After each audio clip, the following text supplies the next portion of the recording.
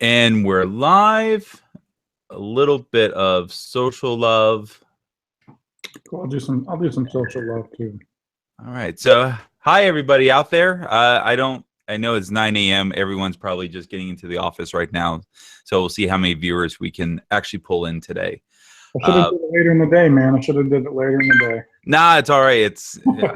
It's going to go up on YouTube anyway, and we're going to link this stuff to your speaker pages online. Oh, that's cool. And it's going to go into our Twitter rotation. So if someone doesn't watch it live, they'll watch it later anyway. Nice. All right, so hello everyone out there on the interwebs. My name is Kevin Griffin. I'm one of the organizers of RevolutionConf.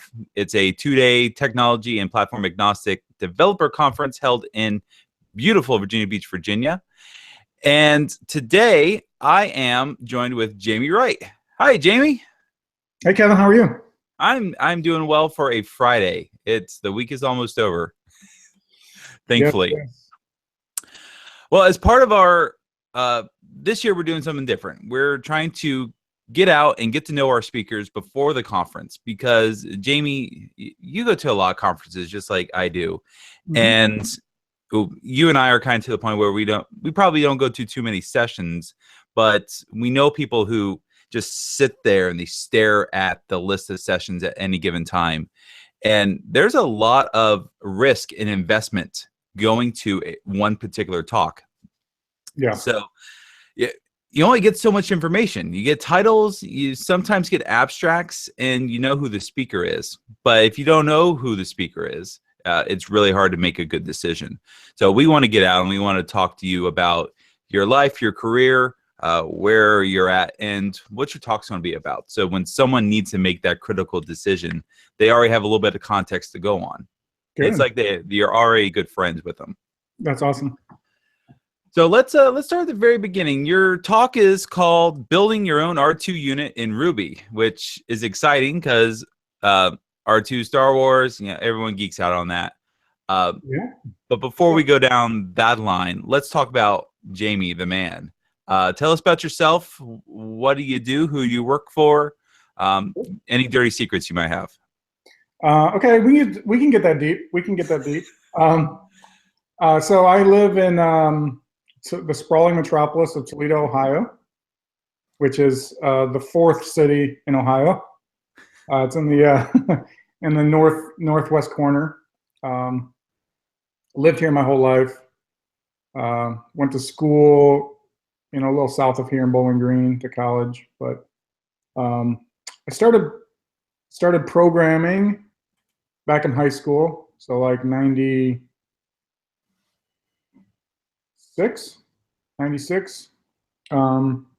Took a computer science course. They just started offering it in my school, and we did QBasic. So that's how I learned too. Yeah. And I didn't know what I wanted to do in college, so I was like, I'll try this computer thing out, and I fell in love with it. So the rest is, as they say, is history. But I actually built one of my first things I built was actually a chat bot, quote unquote, text adventure game in QBasic. So it was more like a choose your own adventure game in QBasic.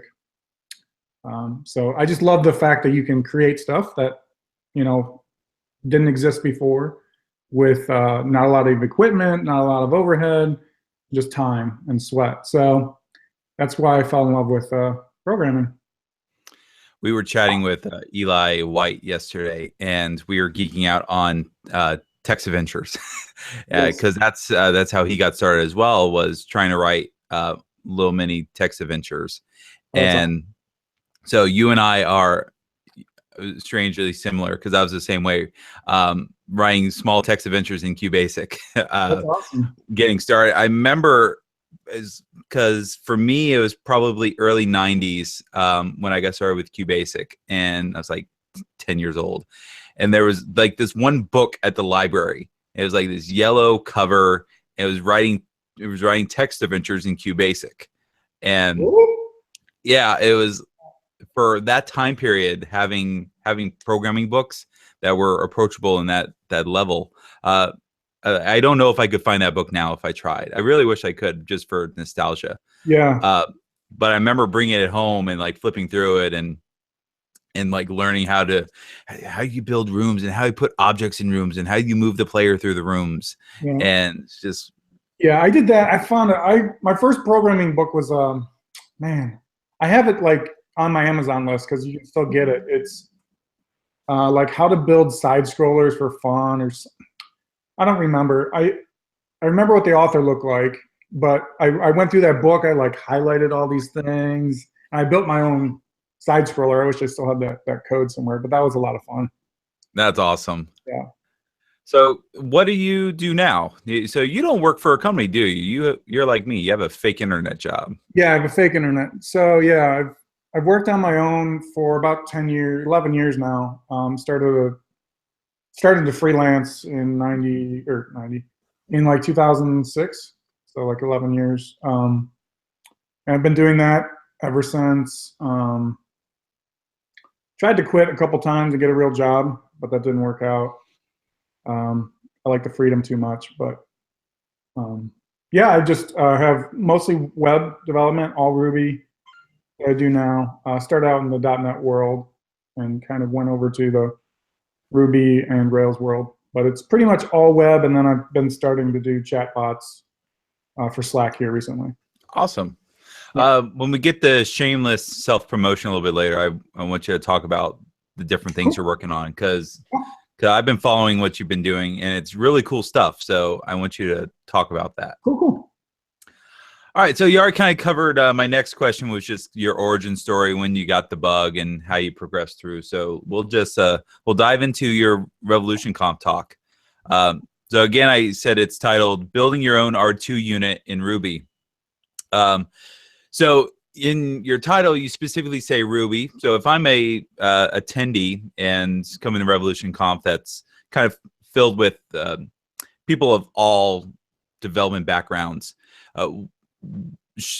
is your talk still something I could come to? Is it still approachable for someone who might not have a strong Ruby background or no Ruby background at all? If I come in, what should I expect to get out of it? So the talk is kind of structured like 3/4 of the talk is basically just about bots, about chat bots. I do kind of a brief history of where they came from, because it's not a new concept, and it's a pretty cool little history. And then I talk about like what we have available today in terms of like machine learning and NLP and some AI sort of stuff, and how we have such a long way to go. And then talk about some good architecture patterns, whether it's in Ruby, JavaScript, whatever you want to use. And then about the last quarter of the talk is about Ruby. So I would definitely still come if you don't have a strong Ruby background. I do cover those Ruby topics kind of as if you know the Ruby environment. So you may not get that piece of that, but the first half of the talk is really the meat of the whole talk, and it allows people to know really who's in this bot community, how to get started in it, and whatever language is your choice, you can get started on it. Awesome. Well, so let's this is probably a good time to pull in some of the knowledge you have writing bots already. Do you want to talk about your Slack projects?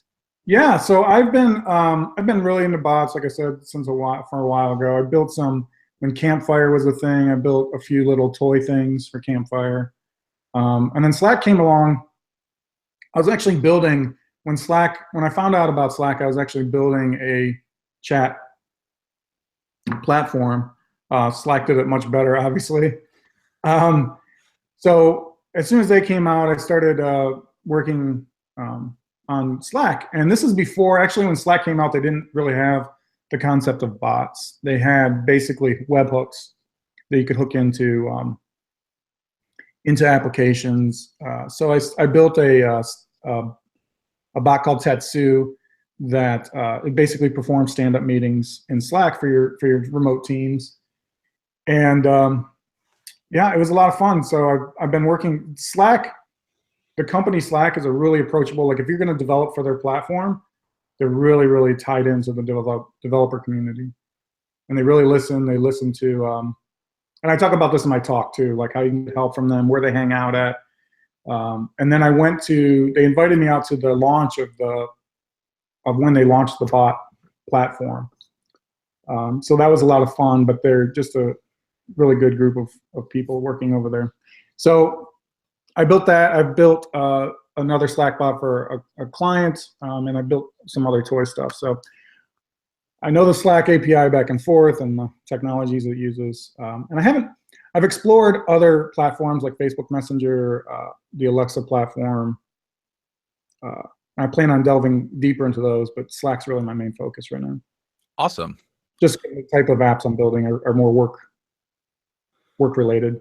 Cool. So what it sounds like is if not really necessary for me to have a strong Ruby background, if I'm just interested in bots in general and what folks are doing with them realistically, we see I hear a lot of people talking about bots, and they show really it's demoware for bots. It's like, oh, you could text the word cat to this thing, and it spits back a cat picture.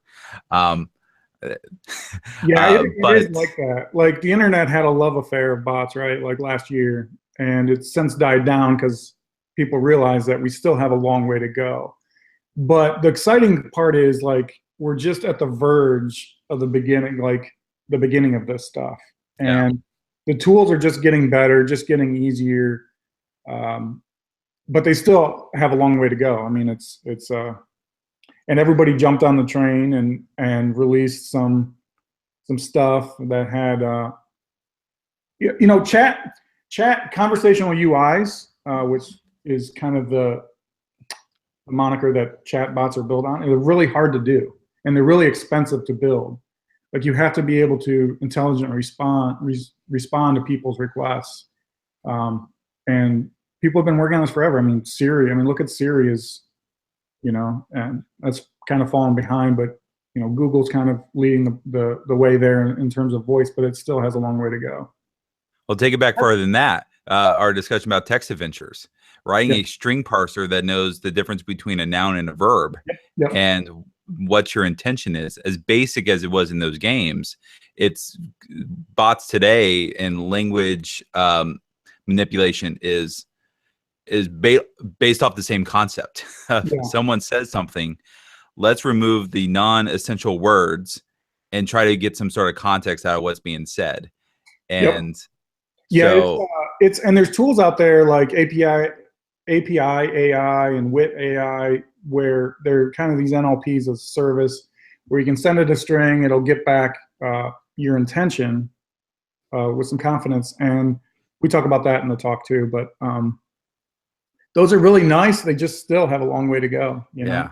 Yeah. So about 20 years, it'll be perfect. Yeah. I don't think 20 years, but because there's a lot of smart people and a lot of companies working on this. So I think you're going to see a big explosion with AI in general. Awesome. Yeah. Well, let's so everyone, you should check out Jamie's talk. Jamie, this isn't going to be your first time in Virginia, is it? I've seen you in Virginia a couple times. That was actually my only other, well, not in Virginia, but in Virginia Beach. It wasn't at Virginia Beach last time. This is before RevConf, right? This is your first. You remember Mad Expo? Mad Expo. That's that was back in 2012, 2013. Yeah, was that in Virginia Beach or was that in? That was in Hampton. Hampton, yeah. So it was on the not as nice part of That's Hampton what Roads, I as we call it. That's what I remember. So I'm really excited. So this will be my first time in Virginia Beach. Awesome. Are you going to try to do anything touristy while you're down here? Yes. I tried. You have any? Do you just open to ideas, or you have anything in particular in mind? Yeah, wherever the wind takes me, I'm down. I'm game. I know about the luau, so I'm excited about the luau. Yeah, so that's one of our two networking events. So the luau's Thursday night, and we're taking over the beach. We're planning beach-appropriate food and beverages, and everyone who's a RevConf attendee is more than welcome to join us.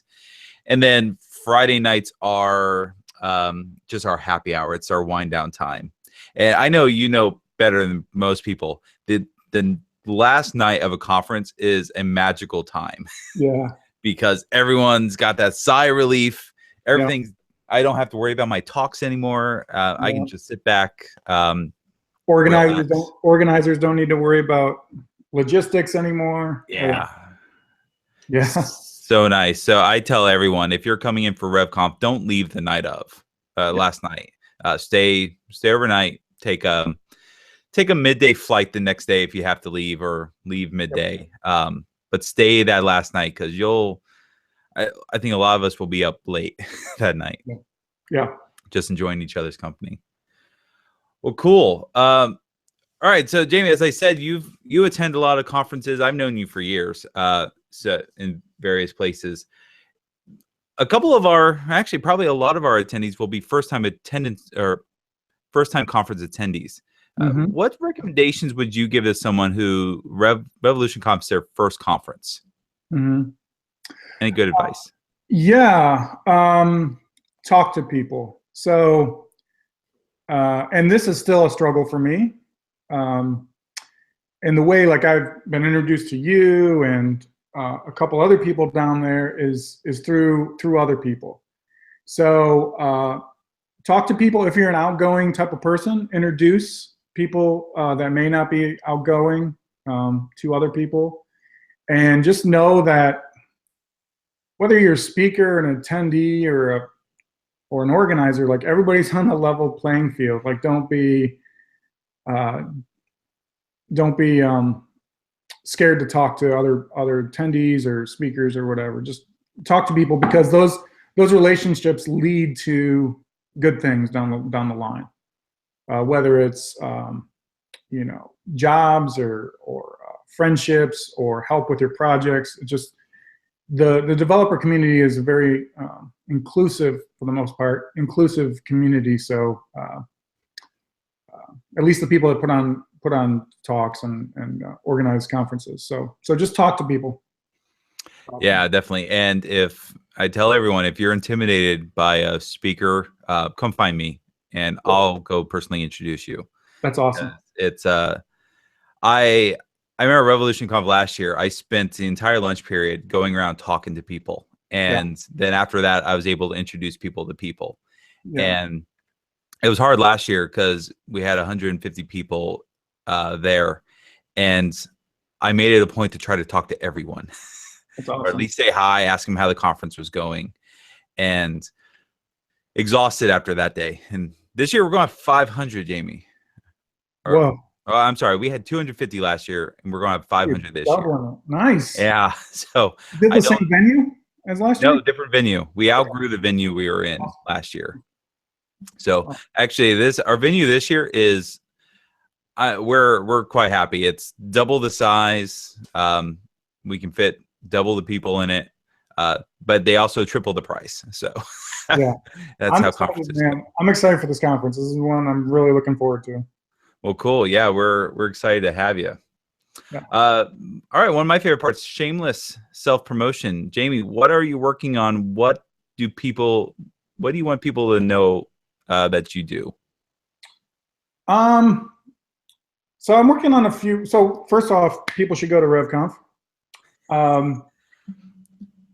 That's going to be a great conference. But the things that I'm working on, I split my time between consulting, and I have a few products. One is Tatsu, I already mentioned. It's at Tatsu.io. If you're doing stand-up meetings and you don't want to do them in person, or you want them to do easier over your Teams, you can check that out. And then another project that I'm working on now that I kind of split off from Tatsu, it's kind of a byproduct, is Callback.run, which is basically it's an API, it's for developers. You give it, instead of building your own scheduling systems, so you want a job to run X, so you have to, like, if you're in the Ruby world, you have to fire off Redis and Sidekick or something like that. This, you can just give it an API and it'll send you a webhook back at the appropriate time when you want it to, with the payload that you specify and everything. So I used that in Tatsu, and I was like, well, I'll just take this out and put it into its own thing. So, and I'm already using it with some clients and things. So it's a cool project. And so between those two things, that's it, awesome. Man. So it's like what 37 Signal says, you should sell your byproducts. So if you have to build something for yourself, you might as well turn around and provide that to others. Yeah, somebody else has that problem. Yeah, 37 Signals is Basecamp is a huge